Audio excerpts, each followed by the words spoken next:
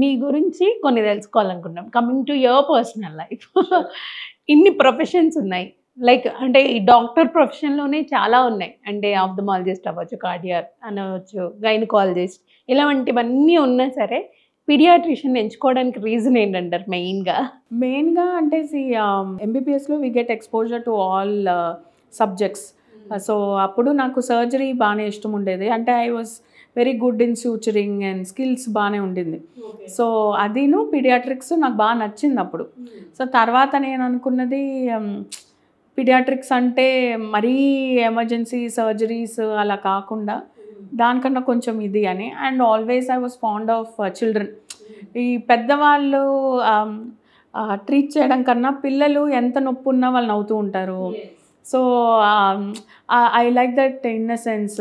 అంటే పెద్దవాళ్ళతో ఆ తెలియని ఆందోళన నాకెందుకో పిల్లలంటే ఇంకా బాగుంటుంది అని నచ్చి పిల్లలంటే ఇష్టం ఉండే ఈ ఫీల్డ్ ఎంచుకున్నాను. అంటే డాక్టర్ పిల్లలు డాక్టర్ అవ్వాలని కొంతమంది అంటూ ఉంటారు. యాక్టర్ పిల్లలు యాక్టర్ అవ్వాలి అంటూ ఉంటారు. యాక్టర్ వాళ్ళు డాక్టర్ అయ్యారు. ఇప్పుడు మీ ఫాదర్ యాక్టర్, మీరు డాక్టర్. సో ఎందుకు వచ్చిందంటారు? ఏమన్నా మీకు ఎప్పుడు ఆ ఫీల్డ్లోకి వెళ్ళాలి అనిపించలేదా? మీ అన్నయ్య వెళ్ళారు, ఆది గారు వెళ్ళారు. సో మీరు వెళ్ళాలనుకోలేదు ఎప్పుడు? అంటే ఎప్పుడు ముందు నుంచి నేను కొంచెం స్టూడియస్.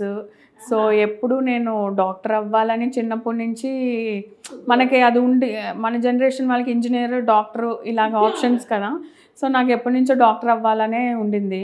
అండ్ మా నాన్నమ్మకి కూడా అలా ఆవిడకి కోరిక అనమాట. మా డాడీని డాక్టర్ చేయాలనుకున్నారు, ఆయన అవ్వలేకపోయారు. సరే ఇంకా నేనైనా అవ్వాలి అని ఇంట్లో అందరికీ కోరికగా ఉన్నప్పుడు నాకు ఇంట్రెస్ట్ ఉండింది. ఇంట్రెస్ట్ లేకపోతే ఎలాగో ఏం చేయలేము.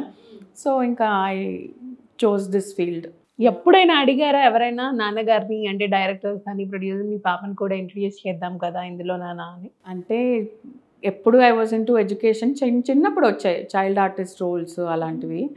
బట్ ఎప్పుడు యాక్టింగ్ చేయలేదు. కానీ ఇది చేశాను, ఏంటి డబ్బింగ్ చెప్పాను ఒక సినిమా. ఓహో, ఓకే.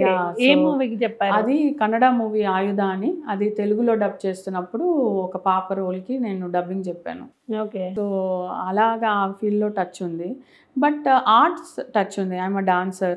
సో నేను భరతనాట్యం డాన్స్ నేర్చుకున్నాను మా మేనత్త దగ్గర. సో ఆర్ట్స్ వైపు అయితే ఉంది. అంటే I think it is in the blood. So some kind of art form. అది చెన్నైలో పుట్టి పెరిగాను. So Chennai is known for the traditions and culture. So మా నాన్నమ్మ ఖచ్చితంగా నేను డాన్స్ నేర్చుకోవాలని చెప్పి చిన్నప్పటి నుంచి డాన్స్ ఇవన్నీ ఉంది. సో మీ మేనత్త గారి దగ్గర మీరు డాన్స్ నేర్చుకున్నారు, మరి మీ మేనకోడలికి నేర్పిస్తున్నారు? మా మేనకోడలు అప్పుడప్పుడు కలిసినప్పుడు చెప్తూ ఉంటాను. బట్ డాన్స్ అయితే నేర్పించట్లేదు. కానీ ఇప్పుడు నాకు టైం లేక నేను చేయట్లేదు, నేర్పించట్లేదు. బట్ డెఫినెట్లీ ఈ మధ్యనే మళ్ళీ రీసెంట్గా last month I started getting back to my dance. Okay. So చెన్నైకి వెళ్ళాను, మళ్ళీ మా మేనత్త దగ్గరికి వెళ్ళి రీస్టార్ట్ చేద్దామని చెప్పి స్లోగా మళ్ళీ to get back to the groove.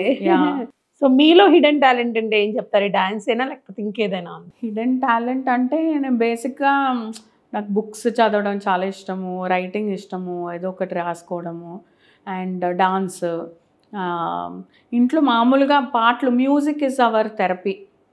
So my husband also loves music అనమాట. సో పిల్లలకి కూడా పాటలు ఇవన్నీ బాగానే ఇష్టము. సో ఈవినింగ్ కూర్చొని అలా మ్యూజిక్ ప్లే చేసుకుంటూ పాడుకుంటూ. ఏదైనా ఒక పాట పాడతారు ఇప్పుడు? అంటే అది మామూలుగా మేము పాడుకునేది, అంత ప్రొఫెషనల్ సింగింగ్ అయితే లేదు.